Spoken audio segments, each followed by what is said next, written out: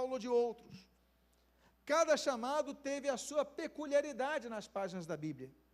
Não houve um manual dos chamados. Não houve um regramento, cada um teve um chamado diferenciado. Mas o que nos chama a atenção no início dessa mensagem é que Deus chama um homem, e esse homem surge nessa história, nesse texto, se apresenta como uma pessoa que tinha uma grande virtude. E qual era a grande virtude deste homem? Este homem tinha por virtude o fato de ser uma pessoa com iniciativa.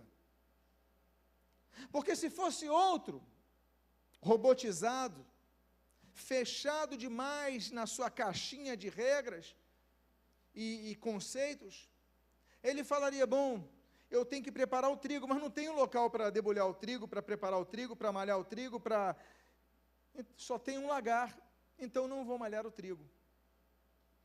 Uma das virtudes que nós percebemos que falta em muitas lideranças é a falta de criatividade, que nós vemos em Gideão. É a falta daquela ousadia de tentar o novo para alcançar o seu objetivo. Precisava-se de pão, precisava-se de trigo, não se tinha local para trigo. E ali ele pega o local do vinho, ele pega o local das uvas, é o homem que tem iniciativa. A Bíblia mostra muitas iniciativas, o próprio Moisés, que nós citamos, aliás, a família de Moisés, Joquebede, vai lá, não, vão matar as crianças, o que ela faz? Pega um cestinho de junco, coloca no rio. Ela tem uma iniciativa, não havia um manual, mas qual era o objetivo dela? Salvar aquela criança. Ela cria e coloca ali. No capítulo seguinte, o capítulo 2 de Êxodo, nós temos uma segunda pessoa com iniciativa, que é a irmã mais velha de Moisés, a Miriam. A Bíblia diz que ela vai seguindo aquele cestinho que vai flutuando ali, vai seguindo o curso, e milagrosamente não é derrubado, aquele local cheio de crocodilos, Deus preserva a vida de Moisés e o leva até ao local onde estava a princesa, a filha de Faraó. E quando ela encontra aquela criança, então nós vemos uma segunda iniciativa, uma segunda pessoa com iniciativa, que é Miriam. Ele fala, não, peraí, eu sei de alguém que possa cuidar, tem uma hebreia que pode cuidar ele e tal, e ela se oferece. A Miriam se oferece, e graças a essa iniciativa dessa Miriam, então Moisés é educado no palácio, Moisés recebe as instruções das letras, Moisés então é a pessoa que Deus vai separar e escolher para ser o grande profeta e legislador sobre Israel. Iniciativa. Iniciativa, por exemplo, levou à cura e salvação de um paralítico lá em Cafarnaum. Quando a Bíblia diz, Marcos capítulo 2, que 4 homens foram levar um amigo deles, um paralítico, para ver Jesus, mas diz o texto de Marcos 2, que ele, quando chegou naquela cláusula, havia muita gente, não conseguiam entrar. E o que eles fizeram? Bom, eles podiam pensar, vamos embora, não tem mais como ver Jesus. Não tem muita concorrência, está muito cheio, tem muita gente, vamos embora. Até que dos 4, eu imagino que um tenha tido uma ideia passada para os outros, e os outros compraram a ideia. Ele disse assim, peraí, mas tem um local que não tem ninguém. Ele, qual? Olha para cima. Onde? Ali no telhado. Se nós subirmos no telhado e fizermos um buraco, a gente desce o nosso amigo e Jesus vê ele. Eu imagino que talvez um segundo amigo falou assim, você está maluco? Você está louco das ideias? Mas talvez um terceiro falou assim, não, peraí, mas ele tem razão.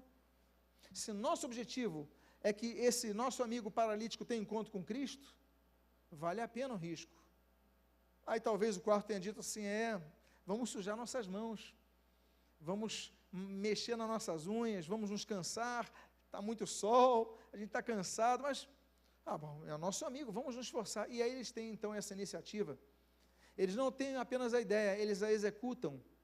E não só executam, mas eles providenciam as cordas para descer o amigo, ou seja, eles começam a fazer um trabalho de algo que não estava programado. Eles não saíram de suas aldeias, de onde eles vieram, pensando que iam fazer um buraco, mas de repente, não, busca lá uma corda, vamos pegar uma madeira mais firme aqui. E o fato é que eles descem aquele homem, e Jesus o cura, e Jesus o salva. Iniciativa.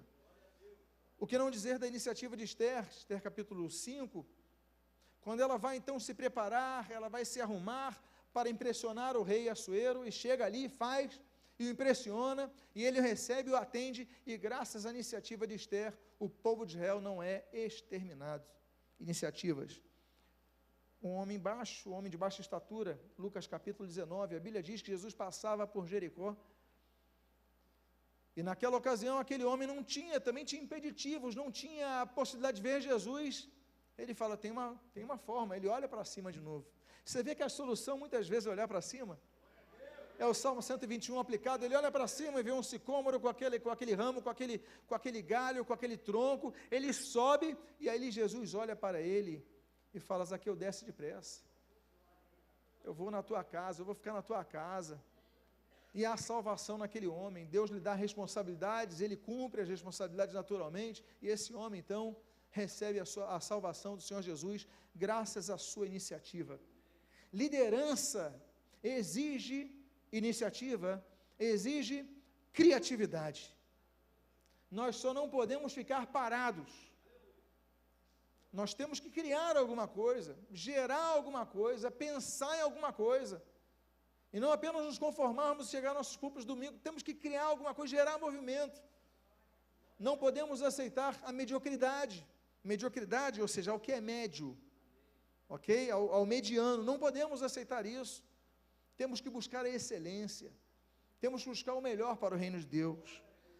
E ali então a Bíblia diz, e surge em cena Gideão, que é um homem que tem criatividade, tem iniciativa, ele não tem um local melhor para tratar do trigo, mas tem outro local, então ele vai lá e Deus chama nesse momento.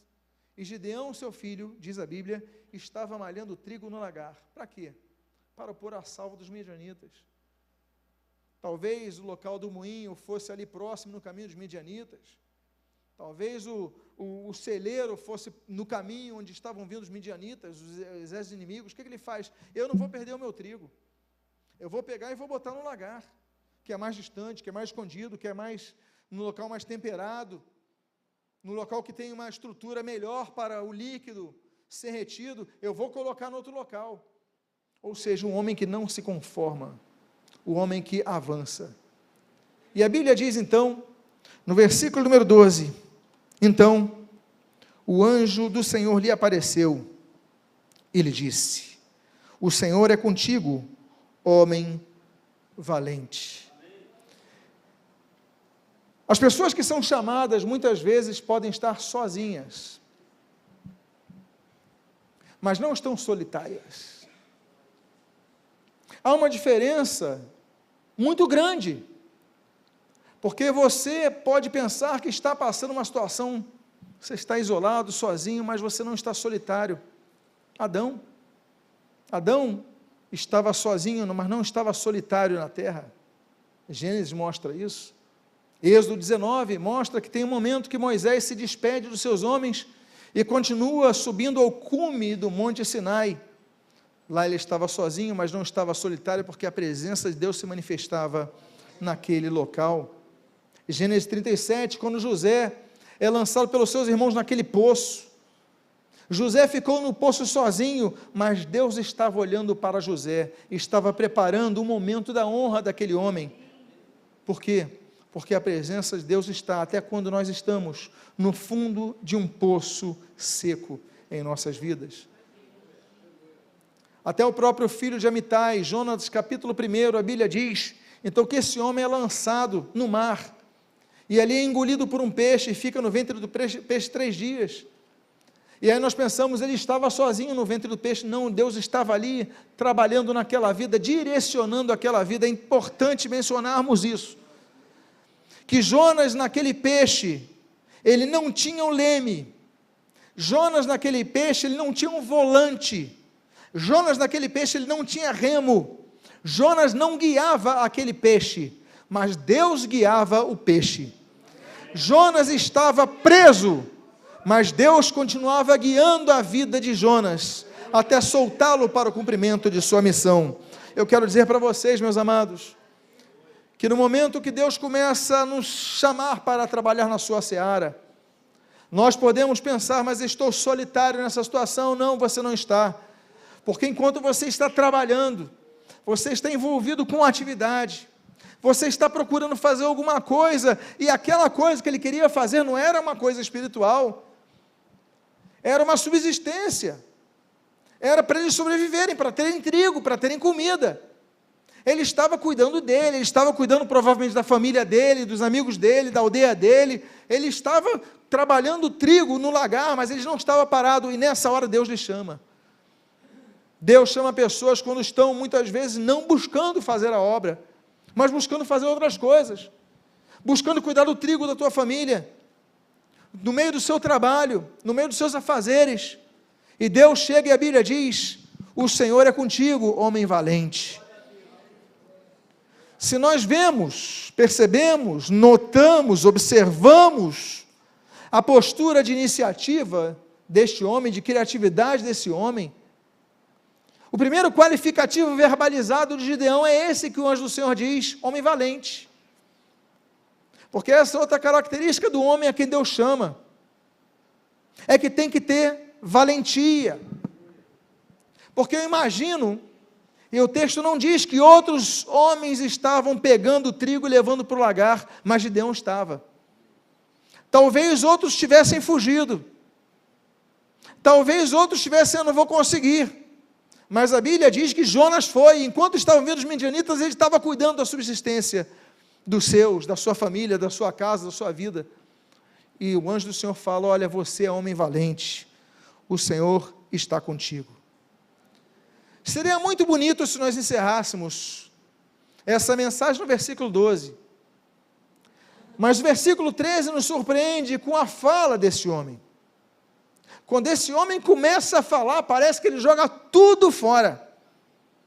Diz a Bíblia: respondeu-lhe Gideão: ai, Senhor meu, se o Senhor é conosco. Lembra que no versículo 12 falou: o Senhor é contigo? Olha a palavra dele: se o Senhor é conosco, por que não sobreveio tudo isso? E o que é feito de todas as suas maravilhas que nossos pais nos contaram, dizendo: não nos fez o Senhor subir do Egito? Porém agora, olha que palavra: o Senhor nos desamparou e nos entregou nas mãos dos midianitas. Meu Deus! Antes esse homem, até aqui, fosse mudo, porque quando ele fala, o anjo fala: o Senhor é contigo, o Senhor é conosco. Ele começa a reclamar: como é que o Senhor é conosco? Que está acontecendo tudo isso? Cadê esse Deus que fez maravilhas no Egito? Nossos pais contaram das 10 pragas, do livramento, da Páscoa.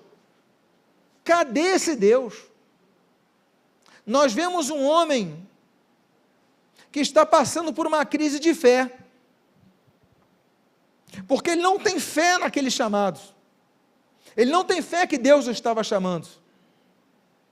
Se ele tivesse fé que Deus estava chamando: o Senhor é contigo, ele dizia amém, como talvez você, talvez eu, talvez cada um de nós dissesse amém, mas ele não, ele está com o coração ferido, ele está com o coração, ele não está entendendo nada. Como é que os midianitas estão invadindo a gente? Deus, tu livraste do Egito, o que está fazendo aqui? Como assim? O Senhor é comigo? Como é que Ele pode ser comigo se está permitindo que isso aconteça conosco? Deus muitas vezes chama pessoas em crises de fé. E se você notar nas páginas da Bíblia, tem muitos milagres e muitas ações que Deus opera em pessoas que não têm fé, a começar com o fato das ressurreições, como, por exemplo, Lucas, quando fala do filho da viúva de Naim, ele estava morto, e Jesus ressuscita o sujeito. Há curas que Jesus não cura, a Bíblia não diz que a pessoa teve fé, a pessoa queria deixar de ser cega: eu quero ver, aí Jesus fala que ele foi salvo. Muitas vezes nós passamos por um período de crise existencial, crise ministerial, não cremos, Deus vai fazer um milagre, eu não estou acreditando, porque não fez até agora, mas ainda assim Deus chega para você e te chama. Eu estou trabalhando aqui na igreja e a coisa não está indo, falou que eu tenho chamado, e aí, cadê os frutos? Falou que ia acontecer isso, e cadê? E isso é o que Gideão faz. É homem com uma fé negativa, para não dizer que ele é sem fé, mas é homem que tem uma fé negativa, ele não acredita, ele tem crise, mas ainda assim Deus vai até ele. Talvez seja este o seu momento. Talvez o momento que Deus separou para te chamar, para te levantar, para te colocar na frente da batalha, seja um momento que você entenda como se fosse o pior dos momentos.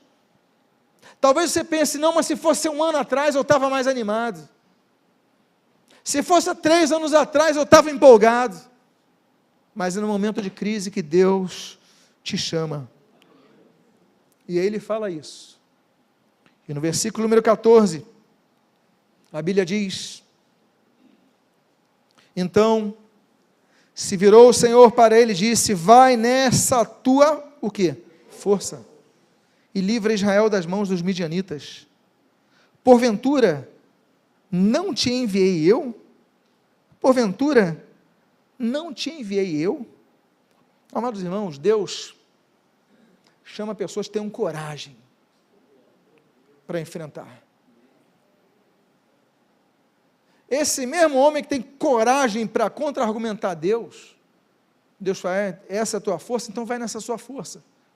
Pega esse teu vigor negativo, vai nessa tua força e luta contra os midianitas. Ou seja, refocaliza a tua força, que você está projetando ela para o local errado. Tem que ter coragem. A Bíblia chama de corajosos alguns homens, Josué capítulo 1, esse homem chamado Oséias, que nós conhecemos como Josué, o Salvador, a Bíblia diz, olha, ser forte e corajoso. Nós temos que ser corajosos como Elias, 1 Reis, capítulo número 17, quando ele vai dizer a verdade à frente de Acabe. Nós vemos que Davi, o idoso Davi, dá o seu conselho a seu filho Salomão, 2 Crônicas, capítulo 28, ele diz, olha, ser forte e corajoso. Temos que ter a coragem que nós vemos ali em Daniel capítulo 3, naqueles 3 homens que vão à fornalha, porque não se prostraram à estátua do imperador, do rei, Sadraque, Mesaque e Abednego. O mesmo Daniel, mas no capítulo 6, nós temos que ter coragem para enfrentar a cova dos leões. Nós temos que ter a coragem de Estevão, Atos capítulo 7, para que nós fiquemos firmes em nossa fé, ainda que sejamos apedrejados por causa disso. Nós temos que ter coragem, mas não apenas coragem, mas o que nós temos, Deus quer usar.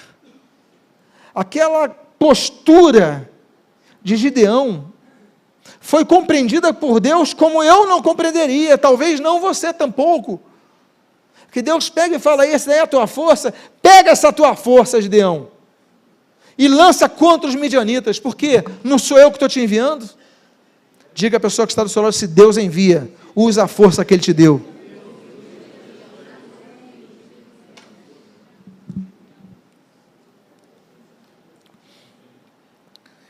Versículo 15, e ele lhe disse, ai Senhor meu, como que livrarei Israel?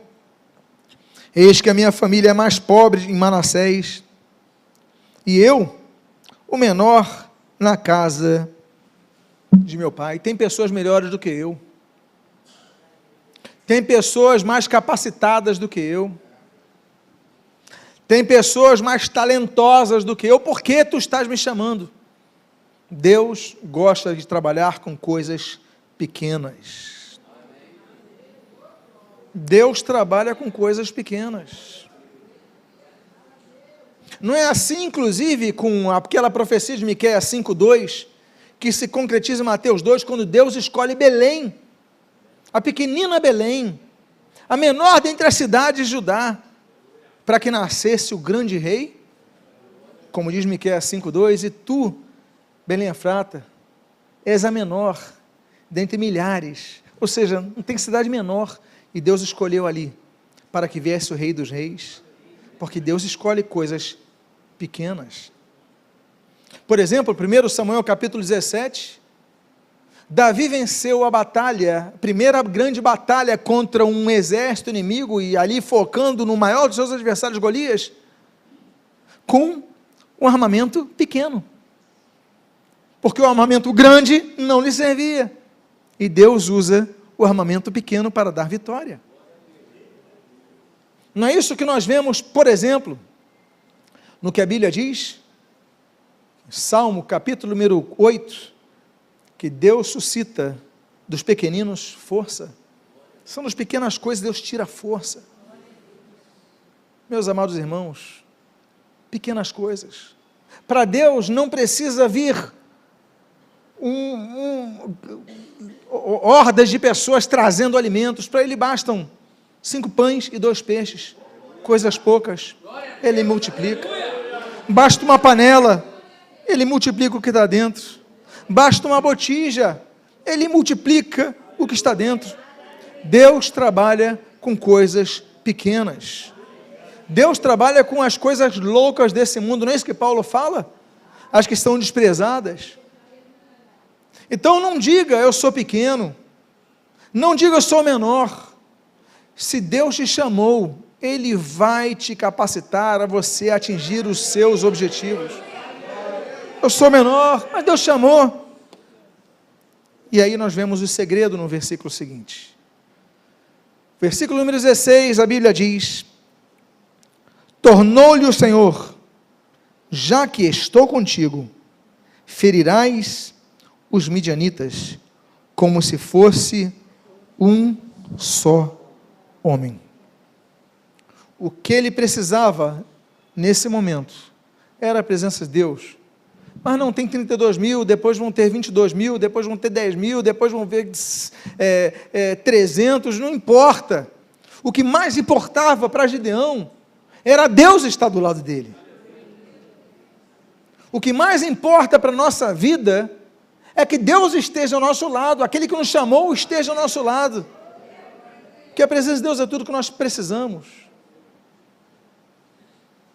Gênesis capítulo 3 mostra que Adão e Eva procuraram fugir da presença de Deus, não conseguiram.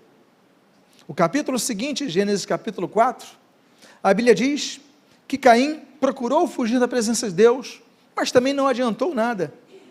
Aí no capítulo seguinte, nós temos um caso especial, de alguém que tinha tanta comunhão com Deus, Enoque, que a Bíblia diz que Deus o tomou para si, levou consigo. Por quê? Porque ele tinha o desejo da presença, e Deus então o chamou para si. Aí que nós lemos, em Gênesis, o mesmo Gênesis, quando Deus fala para Abraão: olha, você, Abraão, anda na minha presença, você tem que ser perfeito, tem que ser íntegro, tem que procurar fazer tudo com o máximo de perfeição, mas para tudo isso acontecer, o que importa, anda na minha presença. Nós podemos fazer muitas coisas, podemos fazer um excelente trabalho ministerial, podemos fazer um excelente trabalho, uma ótima aula de escola bíblica dominical, sermos excelentes na recepção das pessoas na igreja, sermos músicos excelentes, sermos berçaristas excelentes, operadores de sonhos excelentes, mas o que Deus quer é a intimidade com Ele, que você seja excelente na presença com Deus, porque na presença de Deus, Gideão parecia que estava sozinho, mas aí nos lembramos do segredo da presença de Deus para os exércitos. A Bíblia diz no Salmo 114, que a presença de Deus faz a terra tremer. Quando Deus está conosco, a terra vai tremer. Diga à pessoa que está do seu lado: a terra treme quando Deus está, se manifesta a sua presença.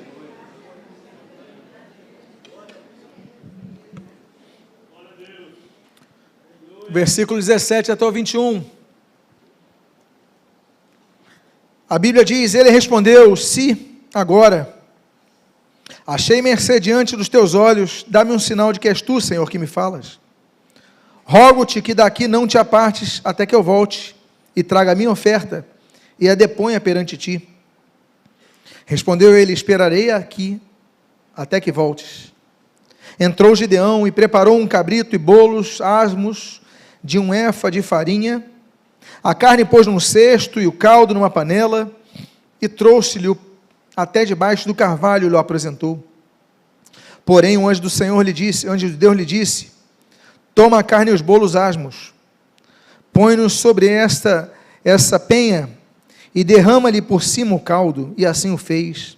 Estendeu o anjo do Senhor a ponta do cajado que trazia na mão, e tocou a carne e os bolos asmos, e então subiu fogo da penha, e consumiu a carne e os bolos, e o anjo do Senhor desapareceu da sua presença.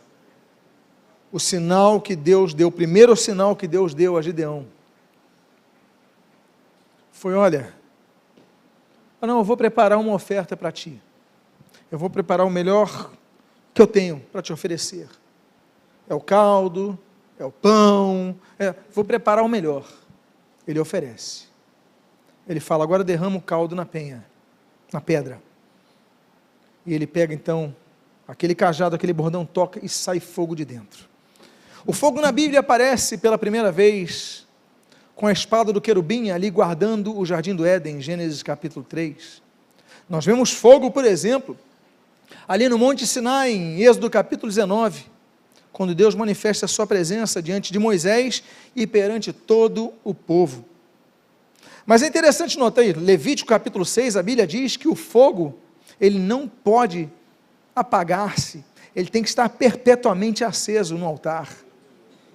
A Bíblia diz e mostra que quando os discípulos estavam assentados naquele cenáculo em Jerusalém, derramaram-se como línguas como de fogo sobre a cabeça deles, e o Espírito Santo foi derramado sobre a igreja. Mas é interessante notarmos de onde vem o fogo, porque o texto bíblico nos mostra 5 posições do fogo.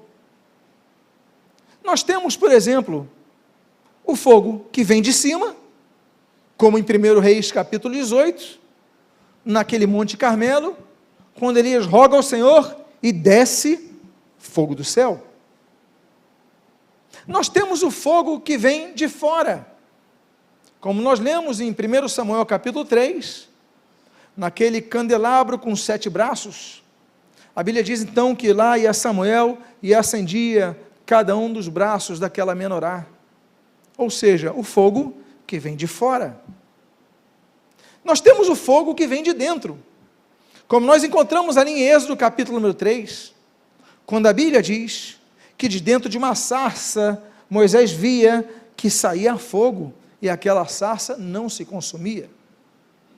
Nós temos também um fogo ao redor, quando nós lemos em 2 Reis capítulo 2, que da carruagem que vai levar Elias, era como revolta em fogo. Mas nesse texto, se nós vimos fogo que vem de cima, fogo que vem de dentro, fogo que vem de fora e fogo que rodeia, nesse texto nós vemos o fogo que vem de baixo, porque a Bíblia diz: e a ponta do cajado trazendo na mão, tocou a carne e os bolos asmos, então subiu fogo da pedra. O que nos importa, meus amados irmãos, é que nós tenhamos o fogo aceso. O nosso chamado nem sempre vai ser através de um vendaval, de um furacão, de sinais, de relâmpagos. Às vezes vai vir através de uma brisa, às vezes vai vir através de um simples convite, de uma singela oportunidade que Deus lhe abra. Mas o que importa é que se o fogo vem de cima, de lado, de dentro, ou ao redor, ou por baixo, seja fogo do Senhor. Isso é o que importa. Isso é o que importa. O chamado do servo de Deus tem que ter uma coisa, e essa coisa é fogo de Deus. Aí a Bíblia diz, então, no versículo 22 e 23, viu Gideão que era o anjo do Senhor e disse: ai de mim, Senhor Deus, pois vi o anjo do Senhor face a face. Porém o Senhor lhe disse: paz seja contigo, não temas, não morrerás, não temas, não morrerás. Ele faz uma expressão que é muito típica de um homem que nasce em Belém, cresce em Nazaré, e que tem o cetro em suas mãos para toda a eternidade, que é o Emanuel, o Deus conosco, que é o Senhor Jesus. quando ele declara aquele testamento que hoje vivenciamos e experimentamos, paz seja convosco. João capítulo 14. Não é isso que ele falou, não é isso que ele prometeu, não é isso que ele nos legou? Paz seja convosco. Olha que coisa interessante. Uma expressão, se Jesus ali se direcionou para um grupo, ele falou convosco, ele usa a mesma expressão para esse homem e diz: paz seja contigo, não temas. A expressão não temas é mencionada na Bíblia por 61 vezes. 58 vezes está como não temas, 3 vezes aparece como não temerás. A palavra não temas, ela aparece em Abraão, por exemplo, Gênesis capítulo 15. Ela aparece em 1 Reis capítulo 17, quando Elias fala para aquela viúva de Sarepta, não temas. Ela fala em 2 Crônicas 28, como Davi fala para Salomão, seu filho, que havia de assumir um grande compromisso de erguer o templo. Salomão não se via em condições, e o rei Davi fala, não temas, não temas, Deus vai suprir, o Senhor é contigo, Deus vai estar contigo, vai estar nessa obra. Nós vemos não temas, Deus falando para Josué, em Josué capítulo 1, não temas, ser forte e corajoso. Deus fala para Daniel, Daniel capítulo 10, olha, Daniel, não temas. O Senhor Jesus fala para o seu rebanho, ó pequeno rebanho, não temas, Lucas 12. Porque nos momentos de mais dificuldade, de mais crise, mais dúvidas, e quando são os momentos que Deus nos chama para fazer a sua obra, nós temos medos. Eu não me vejo capacitado, os inimigos estão à espreita, eu sou o menor de todos, eu estou sozinho, e Deus fala para o nosso coração, ei, não temas, porque eu sou contigo. Diga à pessoa que está do seu lado, meu irmão, não tema, porque Deus é contigo.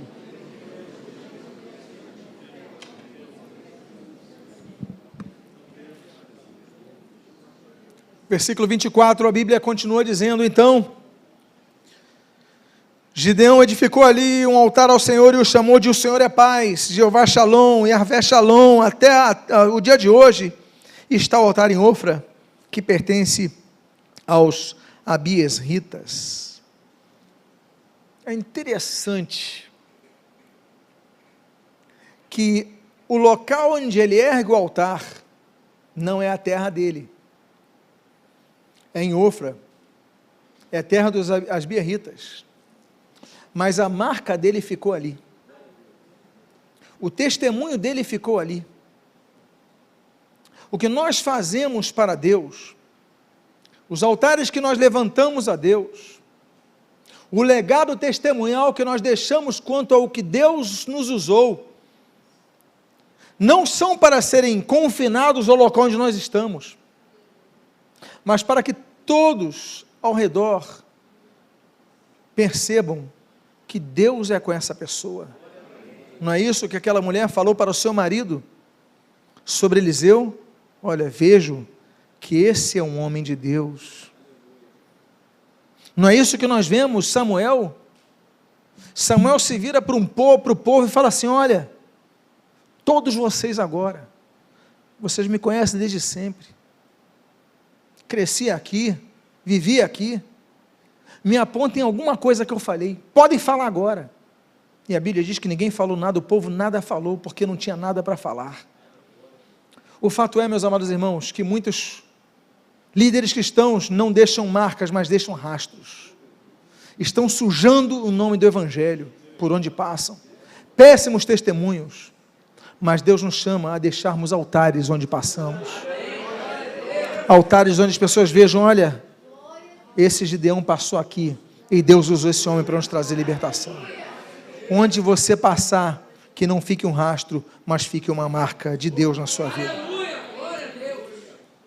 O dia passa, a noite chega. E pensamos nós que, quando a noite chega, aquele momento que surge na vida de Gideão acabou, não. Porque a Bíblia continua dizendo que naquela mesma noite, versículo 25 e 26, lhe disse o Senhor, toma um boi que pertence a teu pai, a saber, o segundo boi de 7 anos, e derriba o altar de Baal, que é de teu pai, e corta o poste ídolo que está junto ao altar. Edifica ao Senhor teu Deus um altar no cimo deste baluarte, em camadas de pedra, e toma o segundo boi, e oferecerás em holocausto com a lenha do poste ídolo que vieres a cortar. É a noite. Deus nos fala quando menos esperamos, seja no meio do trabalho, seja quando estamos deitados, descansando. O importante é nós aplicarmos aquilo que as 7 igrejas nós ouvimos 5 vezes em Apocalipse 2 e 3. Aquele que tem ouvidos para ouvir, ouça o que diz o Espírito à igreja. O que eu quero dizer para os irmãos é que naquela mesma noite, passou-se um tempo, se recuperou, não sabemos se ele estava deitado, sabemos que era noite, e Deus falou com ele: olha, pega o boi. Agora, o que me chama a atenção é que ele diz: pega o segundo boi. Domingo pela manhã, domingo, aliás, à noite, depois no término da mensagem, foi pregado aqui sobre Mardoqueu, uma palavra que todos edificou. E diz a Bíblia, naquele livro de Esther, que Mardoqueu foi colocado como segundo no reino. E o que eu falei no término daquele culto, eu falei que o segundo lugar no reino de Deus é lugar de honra. O segundo lugar, o lugar que não tem a primazia, nem sempre o primeiro lugar é o melhor lugar. O Senhor Jesus mesmo ensina que Ele não veio para ser servido, mas para servir. O Senhor mesmo pega aquele jarro com água e vai limpar o pé de Pedro, como se Pedro ali fosse primeiro e não o Senhor Jesus. E Pedro não aceita, mas Jesus falou: opa, tem que ser assim, porque Ele veio nos ensinar. Nem sempre você vai estar na primazia, o que importa é que você esteja servindo a Deus. Na primeira família da humanidade, a bênção não veio pelo primeiro filho, mas veio pelo segundo. Não veio por Caim, que era o primogênito, mas veio por Abel, que era o segundo filho. As promessas e as bênçãos de Deus não vieram para Esaú, que saiu primeiro do ventre de sua mãe, mas para Jacó, que saiu em segundo lugar.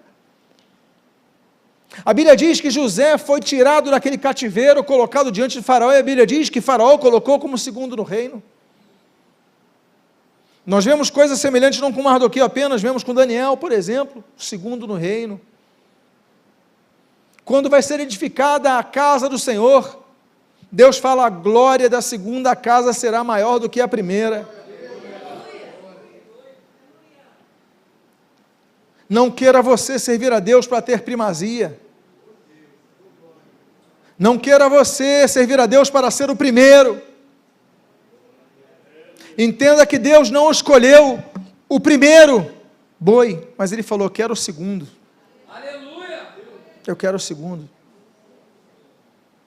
Porque muitas vezes, aqueles que estiveram em primeiro lugar nas nossas vidas, nem servem mais ao Senhor Jesus. Pessoas que pregaram o Evangelho, que fizeram a obra de Deus, que foram grandes líderes, sumiram.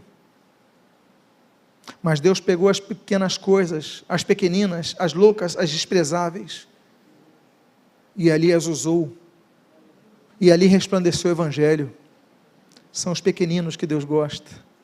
Pega o segundo boi, e é ele que vai ser sacrificado em holocausto.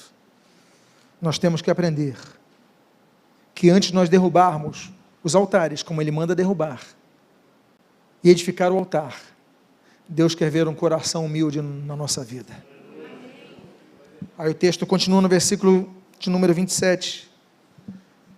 Então Gideão tomou 10 homens dentre os seus servos, e fez como o Senhor lhe dissera. Temendo ele, porém, a casa de seu pai e os homens daquela cidade, não o fez de dia, mas quando? De noite. Levantando-se, pois, de madrugada, os homens daquela cidade, eis que estava o altar de Baal derribado, e o poste ídolo que estava junto dele cortado, e o referido segundo boi fora oferecido no altar edificado. Gideão nos mostra que tem coisas que nós temos que fazer na obra de Deus com inteligência. Porque derrubar um altar Se fosse durante o dia, ia ser um escândalo, ia ser... Ele falou, não, vamos fazer à noite. Agora ele escolhe 10 homens. O número 10 nos aponta para significados muito precisos. Quando Deus, Ele vai dar os mandamentos a Israel, Ele dá quantos mandamentos? 613 mandamentos. Mas todos nós dizemos que são 10. Por que nós dizemos que são 10? Porque são os 10 mandamentos que Deus dá a Moisés no Monte Sinai, mas não foram os únicos. Alguns dizem, não, então eu tenho que obedecer os 10 mandamentos. Se você tem que obedecer os 10, tem que obedecer os 613. E se você cair num ponto, você cai em toda a lei. É o que Jesus falou. Ele reduz a 2 mandamentos. Mas o fato é que o número 10 mostra essa concisão muito interessante. As 10 pragas que Deus lança sobre o Egito, Êxodo 7, 8, 9, 10, são 10. Nós vemos, por exemplo, quando Jericó, olha, vamos ali observar o terreno do inimigo. É interessante notar que, às vezes o número está unido contra as coisas de Deus, na verdade, porque 2 trazem um relatório positivo, mas quantos trazem um relatório negativo? 10. Eles se unem num propósito, mas nós temos que quebrar o propósito do 10 mal, dos que se unem contra as coisas de Deus. E se quebra com o quê? Com gratidão no coração, com reconhecimento de que Deus está conosco. Quando Jesus vai curar um grupo de leprosos, a Bíblia diz que Deus cura 10 leprosos, mas apenas um volta para glorificar a Deus e agradecê-lo, não é verdade? Esse número 10 então mostra essa força que tem, e ele pega então, eu quero 10 homens. Liderança não é levantada para trabalhar sozinha, Deus levanta a liderança até sozinha, levantou ele sozinho, mas ele precisou de outros homens. Na guerra, ele vai com 300, para levantar o altar, ele vai com 10, mas a obra de Deus não é feita sozinha. O que eu posso ter feito com Deus, que eu sei que é muito aquém do que Ele merece, mas no meu esforço eu tenho procurado fazer, nunca pude fazer nada sozinho. Sempre tive pessoas que Deus colocou no meu caminho, ao meu lado, para me ajudarem. Porque eu não sou a igreja, eu faço parte da igreja. Eu faço parte do rebanho do Senhor. E onde nós servimos, nós dependemos uns dos outros. Por isso que a Bíblia fala do corpo de Cristo. O Senhor Jesus podia ter participado da Santa Ceia sozinho, não podia ter feito aliança sozinho. O que ele só podia fazer sozinho, ele fez, morrer na cruz. Mas no momento da mesa, ele chamou aqueles com quem convivia, que andaram com ele 3 anos, que com eles partilhou. Então, nesse momento, esse homem chama os 10, mostrando que nós precisamos uns dos outros para fazer a obra de Deus. Versículo 29, a Bíblia continua dizendo, e uns aos outros diziam, quem fez isto? E perguntando e inquirindo, disseram, Gideão, filho de Joás, fez esta coisa. Então os homens daquela cidade disseram a Joás, leva para fora o teu filho para que morra, pois destruiu o altar de Baal e cortou o poste ídolo que estava junto dele. Porém Joás disse a todos que se puseram contra ele, contenderei vós por Baal? Livrá-los-ei vós? Qualquer que por ele contender, ainda esta manhã será morto. Se é Deus, que por si mesmo contenda, pois derrubaram o seu altar. Naquele dia, Gideão passou a ser chamado Jerubaal, porque foi dito, Baal contenda contra ele, pois ele derrubou o seu altar. Há uma coisa muito bonita nessa família. O pai, o Joás, ele não sabia dos planos do seu filho. Que se soubesse, talvez ele tivesse tentado impedir. No dia seguinte amanhece, as pessoas veem o altar de Baal derrubado, o pessoal vai na casa de Joás. Nesse momento a gente não sabe se Gideão estava escondido no meio da floresta, ou se estava no quarto enfurnado, mas como foram todos na casa de Joás, é porque não encontraram Gideão. Então vamos na casa do pai. Ô Joás, manda sair o Gideão aí, que nós vamos matar ele. O pai, como assim? O que houve? Não, derrubaram o altar de Baal, foi Gideão que fez daí. O pai, nessa hora, ele pode ter sido pego de surpresa, mas ele mostra uma coisa belíssima. Ele usa a inteligência para defender a sua família. Ele falou o seguinte: então tá bom, olha só. Se é Baal, o altar não foi de Baal, que foi derrubado? Foi, então tá bom. Então que amanhã, quem derrubou o altar dele esteja morto. Se for meu filho, que ele morra. Agora, é ele que tem que fazer isso, não são vocês não. Põe a prova aí. Se ele tem esse poder, então que ele defenda. Meus amados, Gideão se tornou quem se tornou por quê? Porque o diabo não tocou nele. O poder de Deus estava com ele, mas nós vemos a família trabalhando para resguardar os outros. Uma das coisas mais belas na vida ministerial é a unidade da família, ainda que nem sempre se consiga, mas deve-se lutar por ela. O pai, Joás, entra para a história. Uma pessoa, então faz o seguinte, e ele deu uma alternativa que todo mundo aceitou. Então tá bom, que ele morra. Mas peraí, que seja Baal e pronto, e Baal perde a sua moral de vez ali no meio daquele povo. E a Bíblia diz então, e todos os midianitas, versículos 33 a 35, e todos os midianitas e amalequitas e os povos do Oriente se ajuntaram. Meus amados, faço uma pergunta: quem era o povo que estava invadindo Israel? Os midianitas. Veja o que diz o versículo 33, como muda. Depois que ele destrói o altar de Baal, antes eram os midianitas, vou ler de novo. E todos os midianitas e amalequitas e povos do Oriente se ajuntaram, se uniram e se acamparam no vale de Jezreel. Ou seja, despertou o inferno inteiro contra ele. Então, aí você se encontra fraco. Tu não tem homens, tu não tem pessoas suficientes, mas entra algo muito maravilhoso nesse texto, que o texto diz: então, o Espírito do Senhor revestiu Gideão, o qual tocou a rebate, e os bierritas se ajuntaram após dele, e enviou mensageiros por toda a tribo de Manassés, que também foi convocada para o seguir, e enviou ainda mensageiros a Azer, a Zebulon, a Naftali, e saíram para encontrar-se com ele. O que ele fez?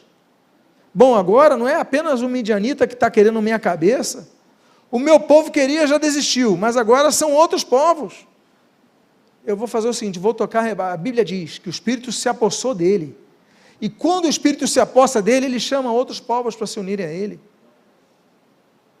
porque é o Espírito Santo que dá ideia, ele pega o líder e pum, e ele age, e procura outros, e a Bíblia diz que ele vai para os asbieritas, ele vai para os outros, e olha, vamos nos unir, vem aqui Naftali, vem aqui Zebulon, vem aqui Azer, vem aqui minha tribo de Manassés, vamos nos unir para a batalha.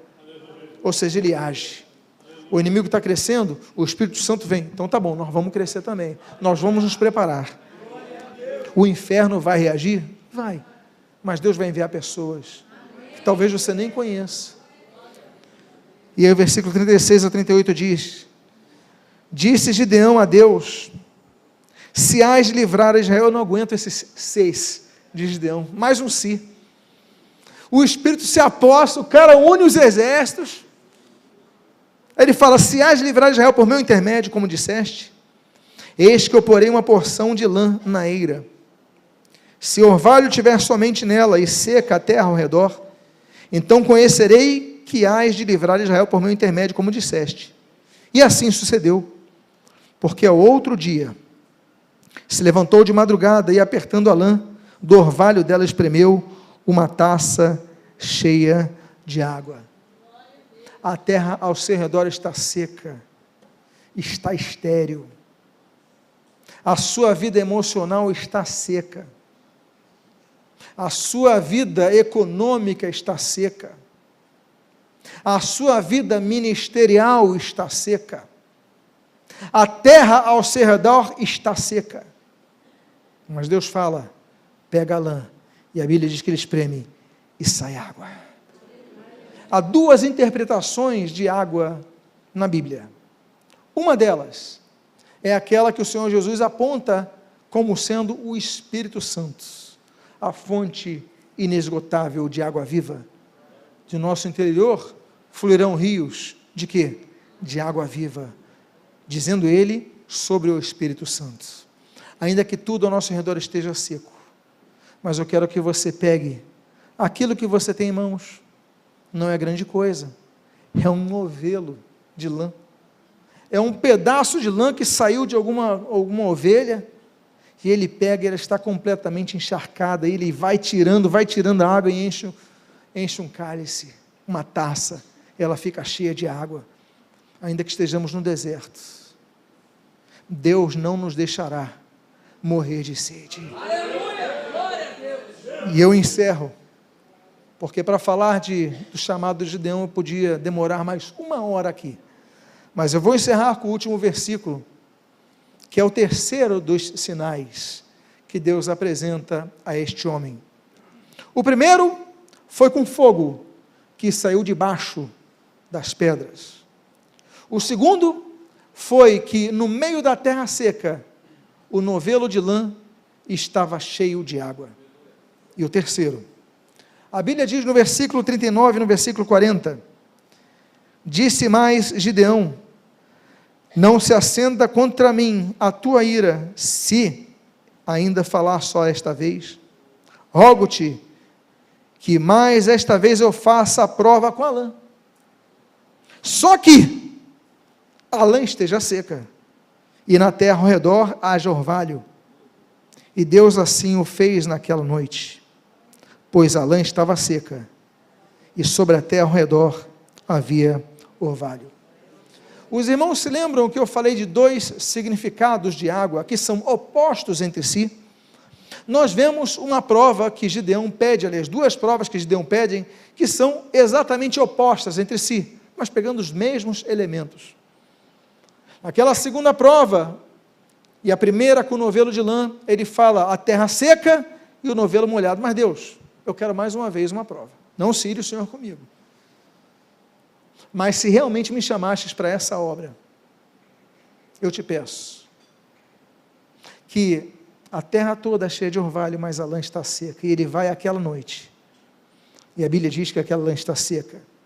O segundo significado de água, no contexto escatológico, a água representa o mundo. Nós devemos lançar nossas redes para buscarmos os peixes que estão nesse mar da perdição. Ainda que sejamos cercados do mundo, ainda que sejamos cercados de tantas influências negativas, nos manteremos não absorvendo o que o mundo nos faz, nos manteremos incontaminados desta geração. É isto que Deus quer daqueles a quem chama. Eu quero convidar a que você fique de pé nesse momento. Eu quero fazer uma oração pela sua vida. Ah, pastor, mas eu tenho uma fé muito pequena. Em Mateus capítulo número 17, ele fala, olha, se você tiver a fé do tamanho de um grão de mostarda, vocês vão dizer para essa montanha, vai para o lado, e ela vai se mover. Basta que você tenha a fé do tamanho do grão de mostarda. Você talvez não tenha a fé no momento de hoje, como outras pessoas que você conhece que têm fé. Talvez você esteja guardando uma centelha de fé no seu coração, uma pequena faísca de fé, mas para isso é suficiente para Deus, para fazer o fogo de Deus descer e encher o altar da sua vida. Eu quero convidar a que você feche os seus olhos agora.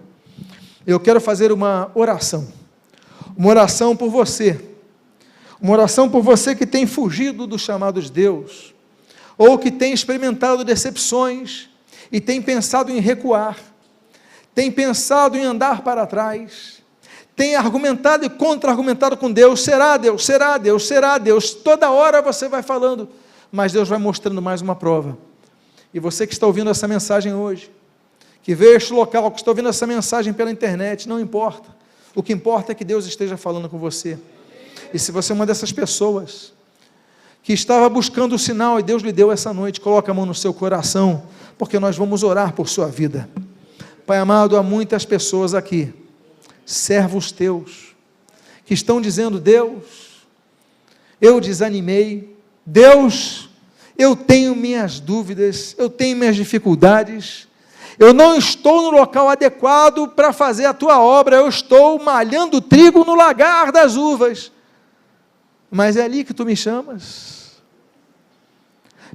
para livrar o meu povo. Deus, eu consegui unir todos, mas ainda tenho dificuldades e dúvidas, mas o Senhor diz, não temas, eu sou contigo. Pai amado, eu te peço cura, restauração, eu te peço confirmação nos corações nesta noite, para que saiam aqui renovados em Ti, reanimados em Ti, fortalecidos com a fé crescente em Ti, e que em nome de Jesus a Tua obra seja feita. Os midianitas, os povos do Oriente, todos os inimigos foram derrotados, todos os inimigos foram expulsos daquele local, e o trigo pôde ser malhado novamente no local adequado, e o vinho pode ser colocado novamente no lagar, as coisas voltaram em ordem, quando nós dissemos sim para o Teu chamado. Nos fortalece, nos abençoa, nos renova, nos restaura, nos levanta, nos anima, e Senhor, que em nome de Jesus, essas provas que nós pedimos, a resposta tenha vindo ao nosso coração. Eu te peço por aqueles que querem fazer a Tua obra, eu te peço por aqueles que recuaram na Tua obra, eu te peço por aqueles que têm convicção do seu chamado, mas desanimaram na Tua obra. Renova nesta noite, Senhor. Renova nesta noite, Senhor. Renova nesta noite, Senhor, pela Tua palavra. Em nome de Jesus, que o fogo saia do meio das pedras. Ele pode não vir de cima, de dentro, ao redor, de fora, mas que o Teu fogo esteja enchendo aquele altar.